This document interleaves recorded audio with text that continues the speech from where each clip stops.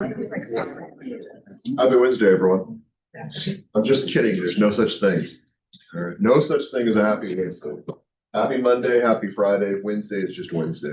Actually, I texted my mother this morning and I told her this joke many, but she's 83 years old. And so she doesn't always remember all my jokes. But Wednesday was an awful day. And she was saying, why is Wednesday awful? I said, it's the furthest point between two weekends, which is kind of my claim that I always say. And so, yeah, she was kind of surprised that I hate Wednesdays so much, even though I've dated Wednesdays now for like 30 years. So, yeah. So, a few reminders.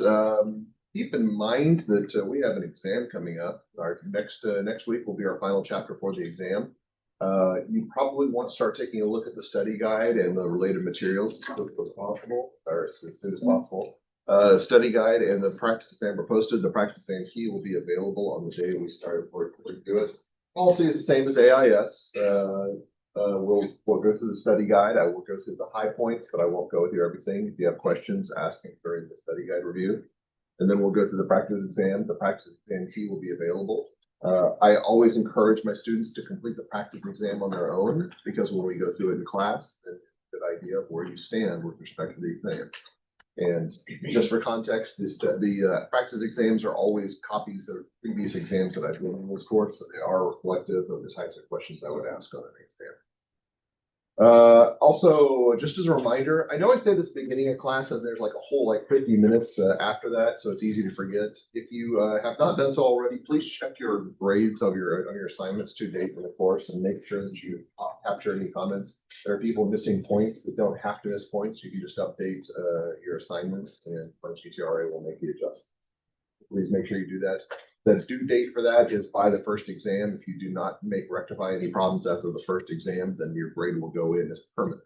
Okay, even though it's only virtually reported, permanent record. All right.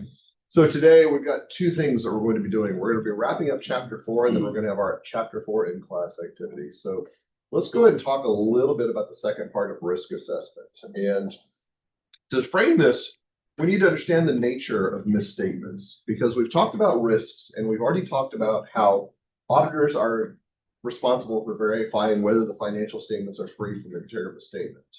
So we need to understand, what does a misstatement entail?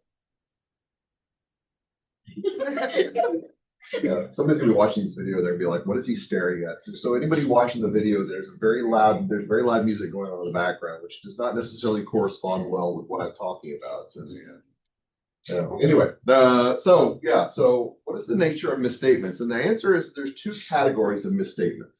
Okay, two categories that we can be identified for. First of these are pretty straightforward. These are unintentional misstatements. They're mistakes or errors. That's really all there is to them. The mistakes or errors are going to happen because we're human and we make mistakes. Now you may say, well, computers don't make mistakes, Dr. Barnes, and that's true. But the people that put mistakes into the computers, they do it. I'm going to close that door.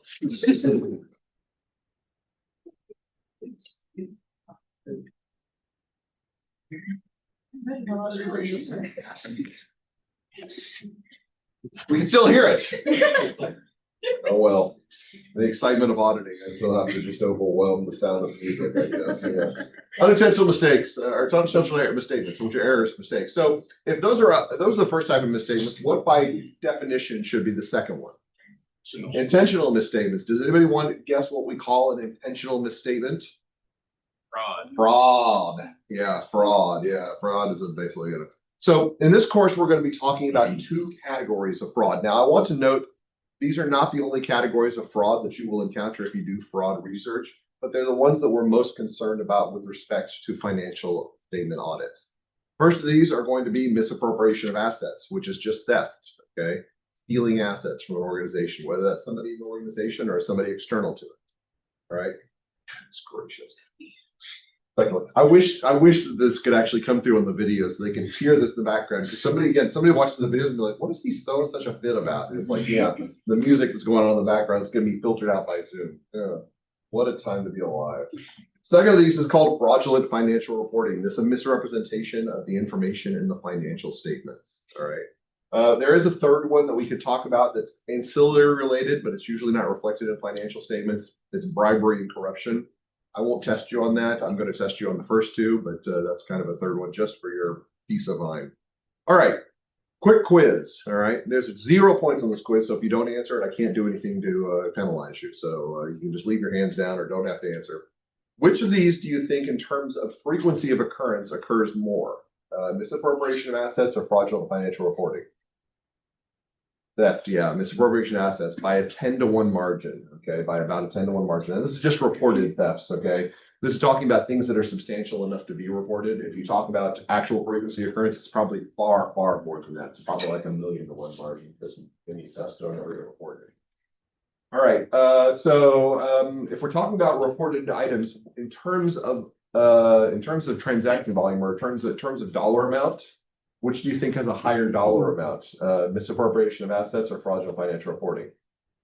Yeah, fraudulent financial reporting, and that's also by a 10-to-1 margin. So fraudulent financial reporting occurs far less frequently, but it's generally much, much larger in scale.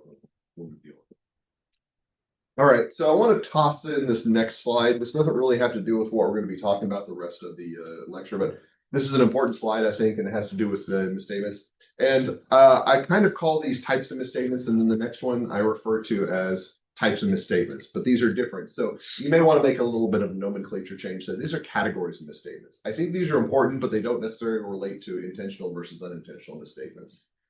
So when we start talking a little bit later about how to evaluate what the misstatement is in the financial statements after the results of our testing, there are 3 ways we can consider misstatements, the nature of misstatements. The first of these are going to be factual misstatements. And this is a misstatement about which the auditor has 0 doubt. They know exactly what the amount of the misstatement is. Now, how can that be? How can it possibly be that an auditor knows exactly what a misstatement is? Let's just look at an example. Let's say that you've got a client that is using the cost basis. Sorry, they're using the market basis for valuing inventory. The music's got me on tilt, and it's not even playing anymore. So they're using the market basis for valuing inventory. What would you say as the auditor if you encountered that? That you can't do that. That is not a GAAP approved method. You can't adjust to market value for inventory. So you actually can calculate what the actual misstatement is in that situation, because their valuation of inventory according to the market method is one amount. If they used a GAAP approved method, it would be a different amount, and you know what that amount is. So that difference is an actual misstatement, it's a actual factual misstatement. So we know what that number should be. So this is very objective, and this is what we like as auditors. However, we've got 2 other categories that lead us to a little bit of a problem, okay? Then next we have judgmental misstatements. This is misstatements that arise from the judgments of manager that the auditor considers appropriate or inappropriate, completely opposite. Now, how does this come up? And this is basically a matter of judgment difference between the management and the auditor. Do you remember back in 303 when you had to learn about how to calculate bad debt expense? Oftentimes that's usually on the basis of sales, some percentage of sales. So what if my client says that they're going to use 2% of sales, or sorry, 1% of sales is their basis for bad debt expense, and I say 2% is more appropriate? Who is correct in that scenario? Whatever Dr. Barnes says, that's what's correct. Yeah. So it's actually a matter of judgment. It's not saying the client's correct, but we think that their judgment is in error, that we think that they should be using a larger percentage for that calculation. So this is a judgmental misstatement based on the difference in judgment between the client and the auditor. And this is what we would calculate as the difference. The third one is probably even more subjective in that regard, and this is called a projected misstatement. This is the auditor's best estimates regarding the projection of misstatements. So we know that clients use a lot of estimates in their calculations, and we as auditors can try to revise those estimates.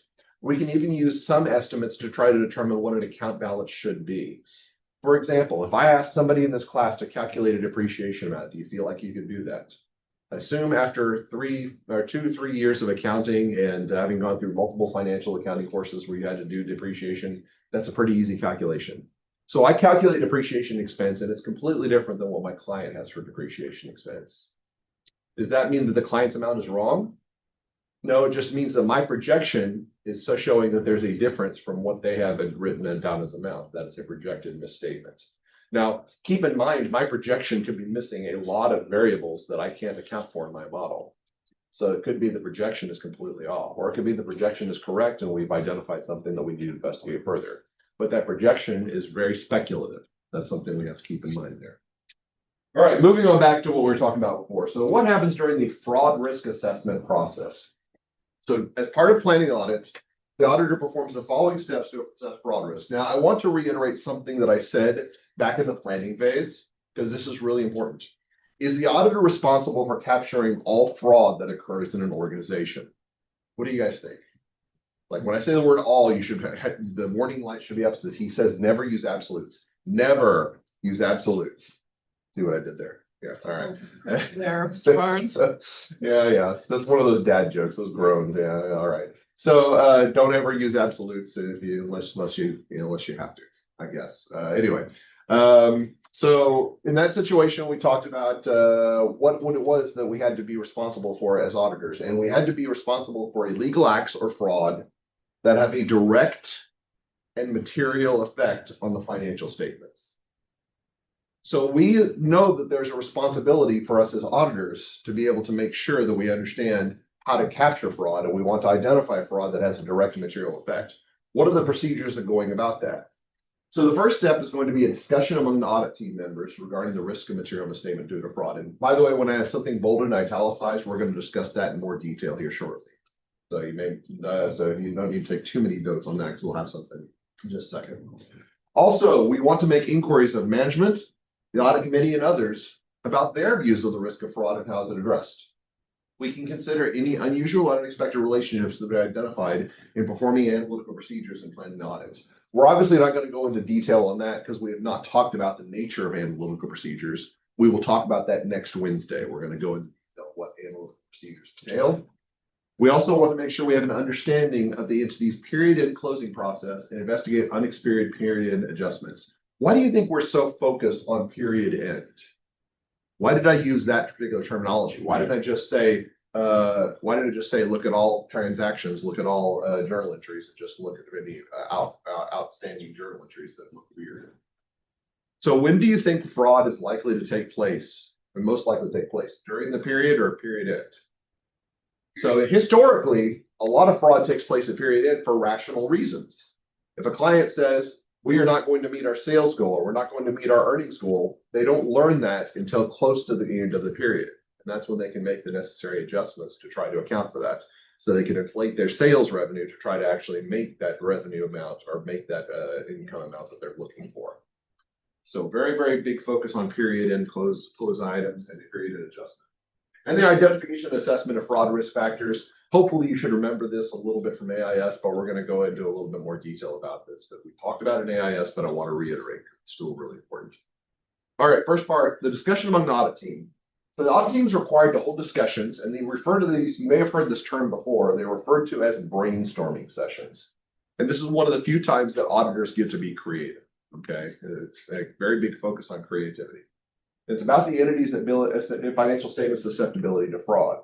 So basically what happens is the beginning of an engagement, the entire audit team gets together and they just start discussing what is the nature of the client's operations, what are the risks associated with their operations, and how do those risks get conveyed in possible frauds that could occur. And then, based on the expertise and the experience with the client, the audit team identifies what are some ways that they can identify these fraud through their procedures. Because again, we have responsibility for finding fraud that has a direct and material effect. So we need to understand how can fraud occur, and then what is our best method to try to identify frauds in that regard. So engagement team members should be encouraged to communicate and share information obtained throughout the audit that may affect the assessment of risk and material misstatement and the auditor's responses to these risks.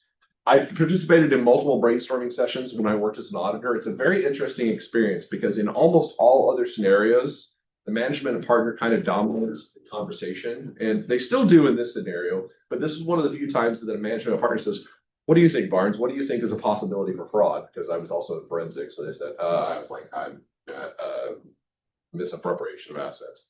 Yes, we know that. How do we detect that? And then I just kind of did more blank stares. And so, yeah, it's one thing that they try to encourage you to actually think about creative ways that we can identify possible problems that could exist with a client. This is one of the few times that all levels, people at all levels, including the associate, senior associate level, are called upon to comment on the opportunities, particularly those people who are in the operations, the people on the engagement team directly, because they're the ones working on the client on a day in, day out basis. So they've got more exposure and experience to the day-to-day operations. All right. So that's something the auditors can do. The auditors can actually try to make sure that they have a good understanding of a fraud score. So we're going to make sure that, if possible, the auditor can capture that fraud. So I want to take a bit of an aside here. All right, bit of an aside. Historically speaking, what percentage of frauds do you think are detected and discovered by external auditors? What percentage? Give me a number. Just don't be afraid. You're going to be wrong, but don't be afraid. Yes. Much lower. Much lower. 10. Much lower. 5. You're close. 3. It's actually 2% to 4%. When I first did the research, it was 2%. It's actually gone up to like 4%, and it kind of falls in the 2% to 4% range. So basically, despite the fact that we do all this work, these brainstorming sessions to detect fraud, we don't do a very good job of it. And it actually makes some intuitive sense, though. How long is the external auditor on the client? They're on the client for maybe a few months at a time, and they're not really integrated into the procedures. They don't know the inner workings of the client.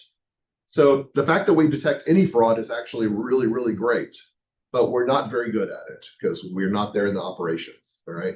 Who do you think is a better resource to rely upon for identifying possible fraud? The answer is anybody but the external auditor, okay? By definition, if it's 2% of the forecast, especially out of the external auditor, then everybody else is responsible for that. So this kind of leads us to the next point. Why do we actually go above and beyond just talking to the audit team? Because we need to talk to inquiry, or we can talk to management, audit committee, and others because they have a lot more exposure and experience. I have a quick question. As far as the 2 to 4%, is that 2 to 4% of the time fraud is detected, or 2 to 4% of the time that fraud is detected, the auditor is going to detect? So when they have reported frauds, this is an ACFE statistic, Association for Certified Fraud Examiners. So they have a reported frauds, and they've got metrics on the frauds. Basically, all right, how was this fraud reported, or who reported the fraud, or who identified the fraud? Basically, the external audit party identified. It's 2 to 4%, depending on when you actually. All right, so we need to talk to other parties, particularly the people inside the organization, management, because assuming that management's not the one committing the fraud, they probably have a good insight as to how fraud could occur in the organization. So we're going to talk to them about knowledge of fraud of the entity that could occur and how it might occur. We also want to make sure that we reach out to the audit committee. Remember that body of governance that we talked about last week that's represented the board of directors? We know there's at least one financial expert there, and they may have some insights of the operation of the organization that we could use to actually improve our fraud detection. They have oversight in the assessment of the risk of fraud, so we want to make sure that they take an active role and they understand what possibilities could occur. Also, it's important to note that the auditor should consider inquiries from others within the entity and additionally third parties, which would be vendors, customers, and regulators. Talk to those parties as well. Try to identify any possibilities to that. Now, here's an interesting question. We just said that auditors are not very good at detecting fraud. What percentage of frauds that have been reported to the ACFE do you think were detected by TIF? I'll give you a hint. It's more than 2 to 4%. Much higher. 4. It's right in the 40s in the range. It's about 35 to 50%, depending on when you look at the statistics, okay? We have a much higher likelihood of identifying fraud if we rely on external parties who might provide us with that information, right? And of those reported frauds, by the way, the ones that are reported by TIF, over 50% of those are done by employees of the company. So those should be a very valuable resource for us in our fraud and analysis and evaluation. Understand that. Okay, so something that we talked about in AIS, we talked about something called Cressy's hypothesis. Do anybody remember that? And they cite it verbatim. Okay, fully remember it, but if you cite it verbatim, then I'm just gonna be like, well done. Yeah. Like there are a few things that I get really excited about. One is when somebody commits a really good fraud, I'm like, yeah, really good job. But Cressy's hypothesis, that's also pretty cool. Okay. So what are we talking about when we talk about Cressy's hypothesis? Well, he actually said in 1953, he's a sociologist, and he said, trusted persons become trust violators when they conceive themselves as having a financial problem which is non-shareable, are aware this problem can be simply resolved by the violation of the position of financial trust, and are able to apply to their own context, situation, and verbalizations which enable them to adjust their conceptions themselves as trusted persons, with their conceptions themselves as entrusted funds or property. Now you will need to memorize that word for word for the upcoming. I'm joking. Okay, I know, right? Nobody knows that. In fact, Donald Cressy, if he were still around, he would not be able to recite that word for word to you. Okay, it's a lot of garble, but it is really important to understand the nature of this. Basically, what Cressy has said is that there are three components to fraud occurring. All right, so we can break this down pretty easily. Having a problem which is non-shareable. We talked about that in AIS when we said that was incentive or pressure. All right. So you're a gambling addict. You've gotten really, really heavy into sports betting, and you're just kind of like, I can't stop. I have no control over this. This is something that I have to do. I have to do. It's an addiction. I'm not joking about that. Addictions are run rampant, especially. You want to see somebody go on a tangent? Go talk to Professor Greiner and talk about sports betting with Professor Greiner. He will go off. All right. Oh yeah, it's amazing. It's amazing. I think that I have a focus on certain addictive activities, but this is one of his passions. And the irony is, he used to work for one. He worked for FanDuel, I think it was. Yeah. So yeah, he's just kind of like the biggest advocate. Don't do it. Don't do it. Yeah. So yeah, it's that is kind of funny and ironically, but the addiction itself is not that funny. Okay. But Professor Grimes Raver, and let's be honest, he would laugh about it too, because he laughs about everything. So yeah. He's brand new. I've only got a limited amount of information I can use to teach about. Okay. Usually my jokes are limited to Dr. Caden and Dr. Otero. So. Okay, so incentive or pressure. All right. So we identify that. Then we have this next one. There's a problem that can be secretly resolved by violation of position of financial trust. So I'm in a position that if I do something bad, I can kind of resolve this original problem. But it requires me to violate the position that I'm in, the trust that's provided to me. We call this opportunity. An opportunity to do something wrong. And this final concept are able to apply in their own conduct situation verbalizations which enable them to adjust their conception of themselves as trusted person. So let's say you're my GTRA, okay? You're my GTRA in an upcoming year, and you find my door open and you see my wallet lying on there, okay? So you've got the opportunity to come into my office and you can steal from my wallet and you can actually resolve this incentive or pressure. But you may say, we would like Dr. Barnes. I don't want him to take his money. He's barely got any anyway. So yeah. So that is basically your ethics jumping in, okay? But many of you might just say Dr. Barnes is kind of a jerk. He teases Dr. Otero, Dr. Caden, and Professor Greiner mercilessly. I'm going to take his money, okay? I'm going to take his money. That is what we call attitude or rationalization. Attitude or rationalization. By the way, there's actually a funny story about this. So you may notice that I'm pretty insistent on leaving my door closed. I will occasionally leave it open because I'm old and I'm forgetful, okay? But this habit was developed several years ago. So you'll hear me talk about somebody named Alan Davis. And I say it's a shame that you all never got to know Dr. Davis, because Dr. Davis, biggest curmudgeon that ever existed. You know, he was a tax professor, which automatically made him my enemy. But if he had been an audit professor, I still would have given him crap. So, but he and I used to go back and forth play pranks on each other. And one day I went and I think I was checking my mailbox, so I was expecting something. I walked out of my office. I came back in my office, and I was teaching 221 at the time.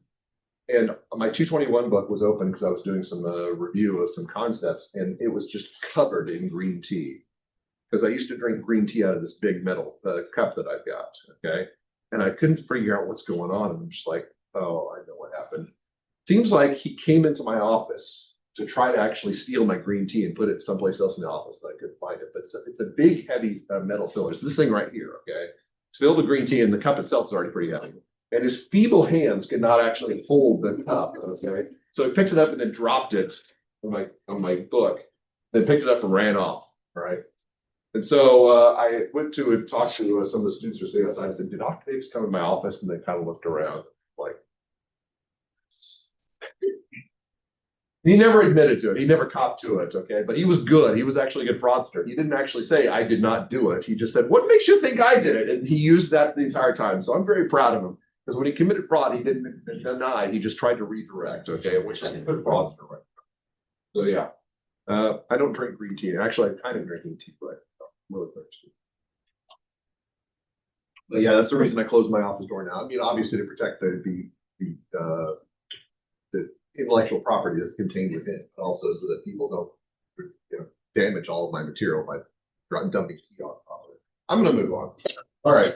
So we got 3 ideas, okay? 3 ideas. And one thing that kind of came up, and Cressy and one of his colleagues I guess a protege has been a better term. His name is Joseph Wells, who was the founder of the ACFE, said, we can actually consider these jointly and consider how these actually interact to create situations that where bad things might happen. And this kind of originated with this idea of the fire triangles. Anybody ever heard of the fire triangle? Okay. I remember back when I watched Sunday morning cartoons, it was Smokey the Bear is like, only you prevent forest fires. Right. I'm really proud of my Smokey the Bear impression. If you don't know who Smokey the Bear is, go on YouTube. All right. Get on social media, figure it out. But the idea is that three elements are responsible for all forest fires. There has to be oxygen, heat, and fuel. And if those three elements are present, then a fire can occur. So this was adapted for the idea of the fraud triangle, which basically says that these three elements have to exist in order for fraud to occur. So in order for fraud to occur, there has to be a pressure that's motivating the person to actually do the particular act. There has to be an opportunity, their ability to actually commit a fraud. And there has to be a rationalization present, their ability to basically rationalize their actions and say, I'm okay doing this as long as it's within a certain perspective. Now, there's some interesting takeaways here. Probably the most important takeaway of this particular item has to do with what is the most important thing we have to consider as auditors. Now, going back to the fire triangle, one thing that they actually talked about with respect to the fire triangle is that when you actually do a fire in the woods, when you're done with a fire, make sure that you get rid of all the ashes and they've been watered down and stamped out and there's no heat remaining. And the idea behind this is that at least all of these elements have to be present. If one of these elements is not present, you can't have a fire. Like oxygen and fuel themselves, by themselves, will not create a fire. So why did they focus on heat? And the answer is we can't get rid of oxygen, okay? That would get rid of a lot more than that would get rid of us if we eliminated all oxygen.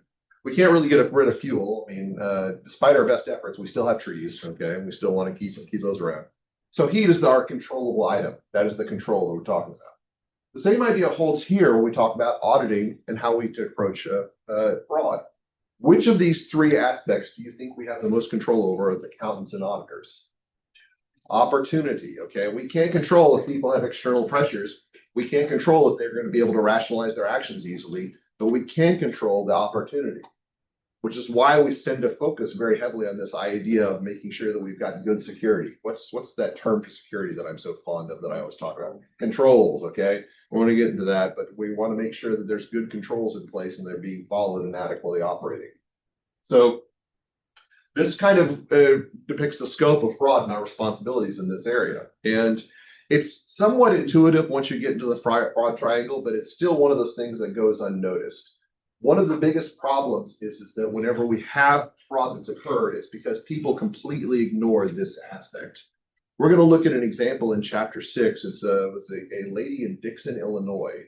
Her name is Rita Crundwell. If you ever heard of her, it was a massive fiasco. We're going to talk about it from the controls perspective, but basically she had unlimited opportunity to commit fraud, and she was able to rationalize it in small amounts early on. Like the early years of the fraud, it was like $181,000 was her first year of fraud. The fraud. She ended up stealing $54 million over the course of 20 years. Now, if you do the math, 20 times 181,000 does not equal $54 million. The answer is the reason that she was able to do that is because she escalated her fraud over time. She was able to much easier rationalize because the opportunity was present. Nobody really cared or paid any attention to what she was doing. And so her rationalization threshold became much more reduced because the opportunity was present. So basically what we've learned, and this is not relevant to the exam, I'm not going to ask you about proxying the fraud triangle, is that if we have lower levels of pressure and rationalization, they can be proxied for by higher levels of opportunity. What does this mean?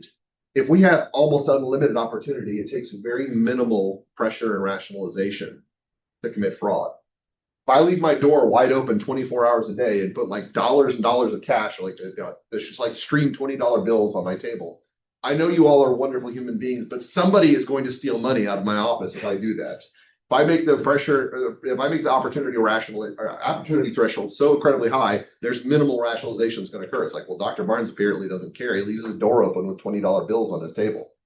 Actually might be an interesting social experiment to try to see how long it takes for all of my money to get stolen if I leave my office open all the time. Yeah, I don't know.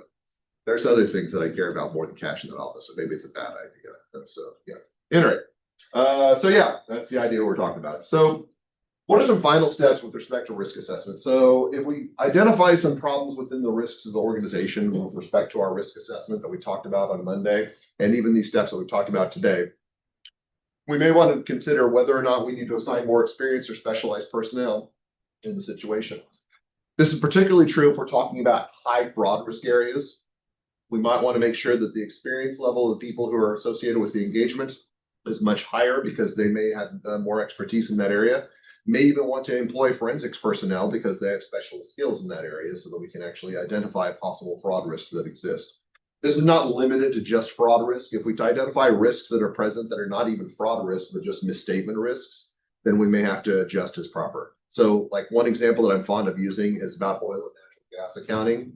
That's something that hiring specialized personnel could be really important simply because the accounting types in that are very, very challenging and difficult. It's very, very difficult to understand oil and natural gas accounting. As somebody who did it for a couple of years, I still couldn't explain it to you. And I did an audit on two years worth of clients in that area. We also want to consider whether the entity's chosen policies and procedures are indicative of fraud. So if the organization is not properly accounting for the security that needs to be present in the organization to be able to reduce the incidences in this type, then we need to be able to address that as the auditors, because we do have an accountability regardless of the level of controls in the organization. We are accountable for making sure that fraud of a direct and material effect is going to be detected. It is our responsibility as auditors, explicitly stated. So we do have to be accountable for it, even if the organization themselves have deemed themselves not to be accountable for it. So as a quick note, remember the fraud that I was just talking about, the one in Dixon, Illinois, that we're going to study later on. Who do you think ultimately paid the most out of pocket for the penalties that were assuaged? No, the auditors. The auditors paid. Okay, it was the auditors. Yeah, and it was like a $54 million fraud, and the auditors were penalized to the tune of $36 million. So yeah, auditors are held accountable in the case of the fraud, especially if they should have known better. We also want to incorporate unpredictability in selection and nature, timing, extent of audit procedures. We're going to talk a little bit more about this when we get to chapter 6, but let's think about this intuitively. If we want to make sure that we have signaled the true state of an organization, would we get better results if we tell them when we're going to do our testing, or if we don't tell them when we're going to do our testing? We don't tell them, okay, we get better results. I've always threatened my students like that. It says, if I want to know what your true state of knowledge is at a given point in time, I should give pop exams, right? And everyone's like, no, pop exams, no, bad idea. I'm not going to do that, but if I was really, really concerned about your true knowledge at a given point in time, that's where I would identify it. That's what I would resolve to. And then evaluation audit test results. Has a material misstatement occurred? If the answer is yes, if management refuses to make an adjustment for material misstatement, what are the auditor's options? So we've identified a material misstatement. We tell management you need to make an adjustment to adjust for the material misstatement. They say we refuse. That means that we have to adjust our opinion from something other than unqualified/unmodified. Okay, it's going to be a qualified opinion or adverse opinion, or some situations a disclaimer. What if fraud has occurred? We need to gather evidence of fraud so we can actually prove the scope of the fraud. We want to consider the implications of the audit. And we also want to discuss the matter with the appropriate level of management or the audit committee.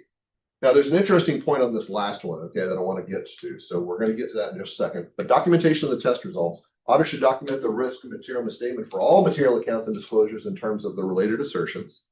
So basically, if we identify risks in certain areas, that needs to be a part of our documentation, which we're going to get to documentation next week. But we need to actually have that present so we understand what are the risks that we're facing and how are we going to address those risks. Finally, we need to understand what are our responsibilities with respect to communication of fraud.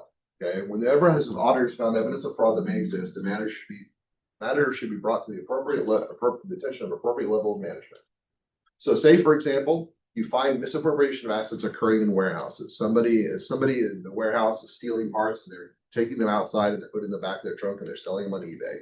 Should be a bad idea because that's easy to track. So we'll say they're selling on the black market, wherever the black market is. But yeah, so if that's the case, we're going to talk to the warehouse supervisor who's in charge of managing the warehouse and say, yeah, you've got somebody stealing from you. You probably should fire them and, if necessary, call the police so they can actually be held responsible, held accountable. By the way, with respect to corporate fraud, especially misappropriation of assets, how frequently do you think that these are penalized from a legal enforcement perspective. Very rarely. It's like less than 10% of the time.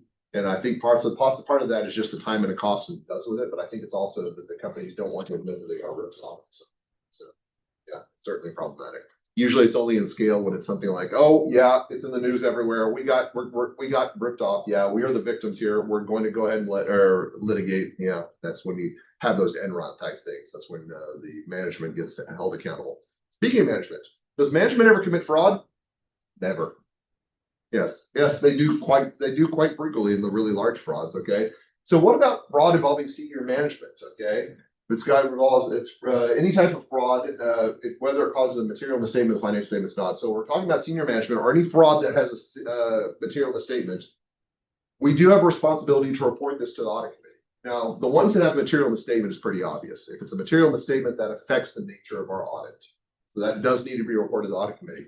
But why do we want to report any fraud, regardless of whether it's material, that involves senior management to the audit committee? Well, in the previous bullet, we just said that fraud should be reported to the next highest level. Okay. If you're at senior management, what's your next highest level? What, God? You know? No, can't quite get there. Okay. So audit committees are next appropriate level. They're the ones who are outside. They're the oversight group. They're the ones who are going to know it. So if it's Ken Lay and Jeff Skilling, if they're committing fraud, we want to tell that. Ken Lay, Jeff Skilling, anybody know? Enron? Yeah. Okay. Yeah. Learn your history, folks. Learn your history. Yeah. All right. So yeah, that's basically all that we've got for that. But we still have one more thing that I want to do for today. So I've been doing this now for 10 years. I never get bored of it. A lot of fun. We're gonna do an activity I call thinking critically with a wave. Okay. So let's see. How many people do I want to use? I want to use at least one. Probably two. I need 2 volunteers. All right, Carter, you can be our first one. Okay. Anybody else? All right, Ethan, thank you for volunteering. Yeah. All right, so come up here with me, guys, okay? Ethan, I'm going to give you the easy one. I'm going to give Carter the hard one, okay? So, all right, so here's what we're going to do is, Ethan, I want you to count the number of times that the wave finishes, okay? You'll see what I mean here in just a second, okay?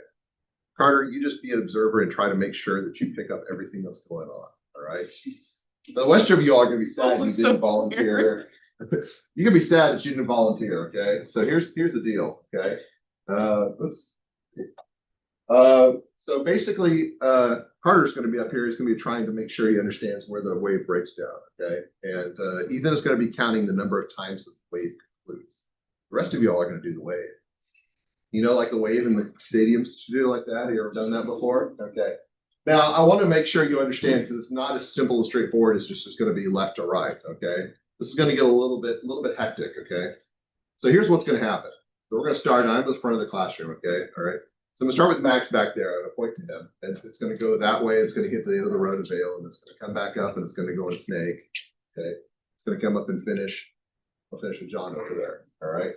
So when I point, Max is going to start, and then we're just going to go through the room and it's a wave. Okay. So let's go ahead and do a test one. Okay. I'm just going to do one wave this time to see if everybody can do it. You guys ready?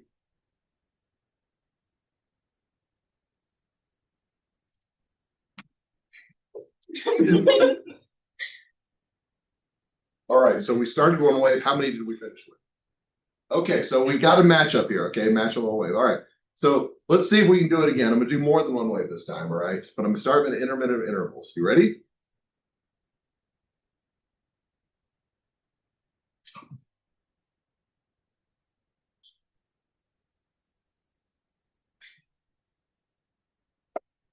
Oh, wow, yeah. All right, so how many did we finish with? One. We did not start with just one. All right, we had 4. Okay, we had 4 starting with. That's not even that difficult. Okay. It's going to pick up a little bit more because we're going to do 2 waves simultaneously. All right. So, yeah.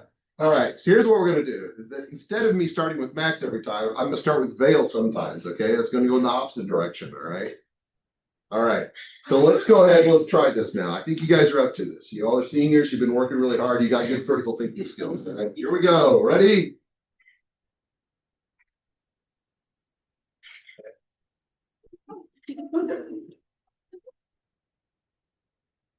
Oh.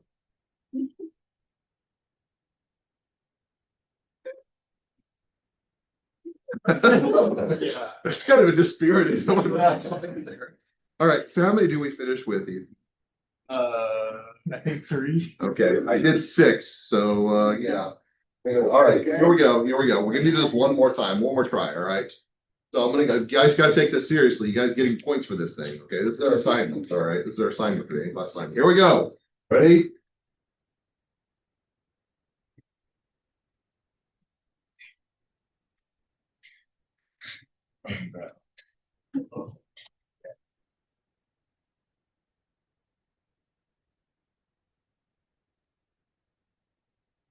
That way. Ethan, how many did you finish with? I think 6, but I don't know if it like actually started.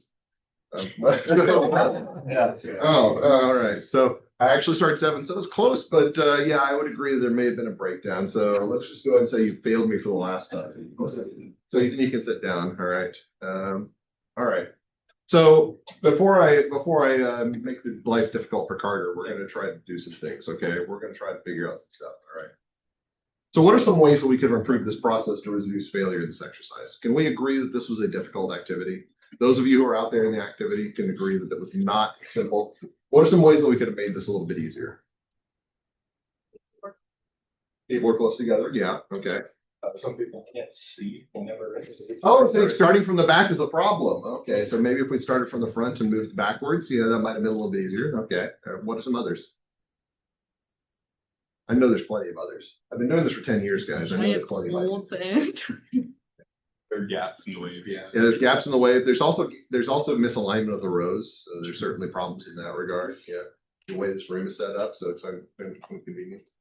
Could we have done like vocal cues? Yeah, something like that. So there's plenty of ways that we could have improved this activity.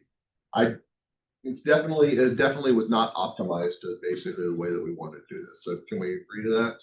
Okay.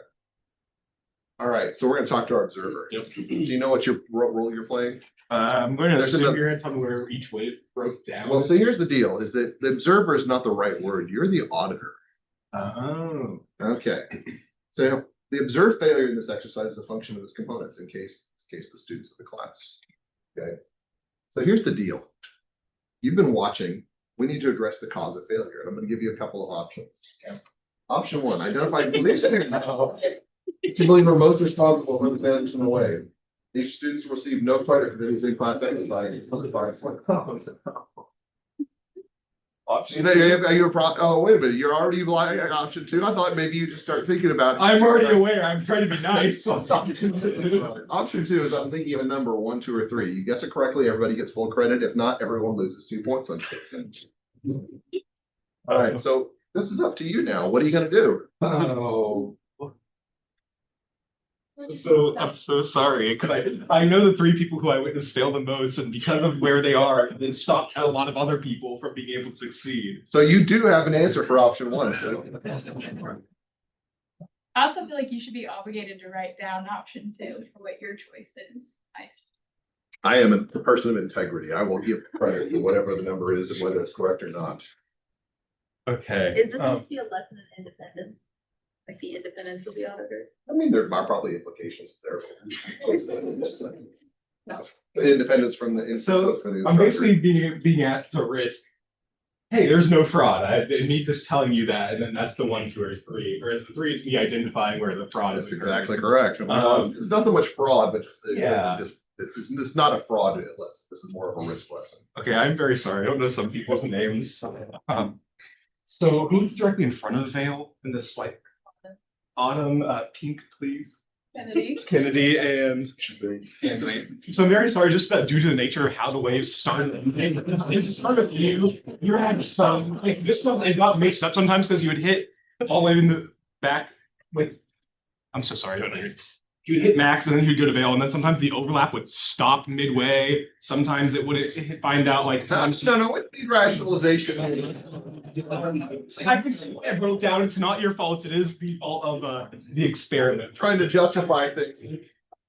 Justifying its findings. All right. So saying that the wave is to blame and not the individuals are to blame. Is that what we're trying to say? I don't agree. Sit down.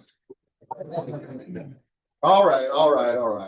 Okay. First and foremost, all right. I'm not going to dock anybody's points. Okay. I'm not going to dock anybody's points. Everybody's going to get full credit for today's exercise. However, It is predicated on you answering some questions for me, okay? So you do have to answer questions if you want points, okay? Otherwise, those three individuals are going to lose all their points. So you may not care, but they probably do. I'm joking again. All right. So exercise is extremely complex and susceptible to consistent failures. From an audit perspective, what does the wave exercise represent? You're on the right track, okay? But specifically, what did we learn about this week that has to do with companies' operations? Well, so we're not quite to controls yet, okay? Because remember, we did the exercise and we didn't implement anything. We didn't have any response to that. So what do you consider before we consider controls? Risk.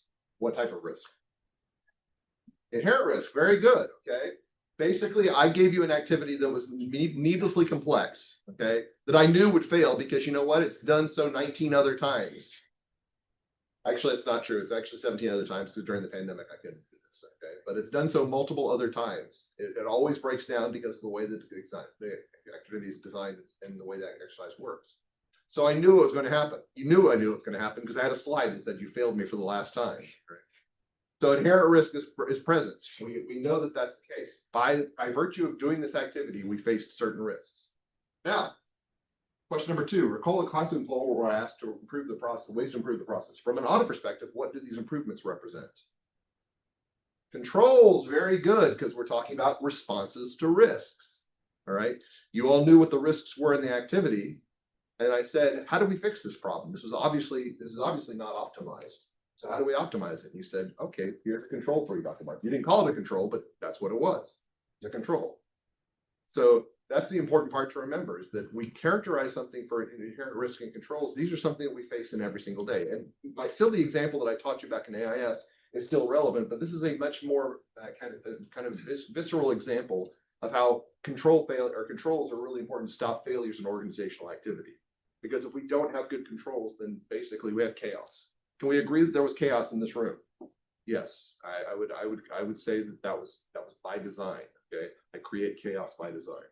Now, last question. Our auditor was put in a very uncomfortable position. Carter, can you agree that it was very uncomfortable? Yeah. By the way, I'm going to have to give you kudos on actually stepping up and saying you're going to identify 3 people because I deliberately did that. I've only encountered it twice. So like about 17 other applications, only 2 times have other students identified it. One student said, I knew that you weren't going to penalize us, so I went ahead and did the hard thing because I knew that you're too soft, actually. And she called me out on it. And the other one, this is the very first time I did it, she actually just identified her 3 friends and said, they'll forgive me afterwards. Yeah. Yeah. So anyway, having to impose a penalty on people in the class, how does this relate to auditor's responsibility in the real world? Okay. Are you oftentimes going to be called upon to do unpleasant things as an auditor? I mean, not oftentimes, occasionally. Say. So this actually emanates from something that I encountered in the real world. I was working in Odessa, Texas, which is kind of out in the middle of nowhere in Texas for a small company that was doing a chain of convenience stores. They hired a lot of people who were from that area. Very, very nice people, very, very friendly, okay, but generally going to be high school education type level. So one of the ladies there I went and talked to, and she was very, very nice. She was an older lady. I say older, she's probably my age. But yeah, she's an older lady. She was very friendly to me. And I realized that she was not doing her job.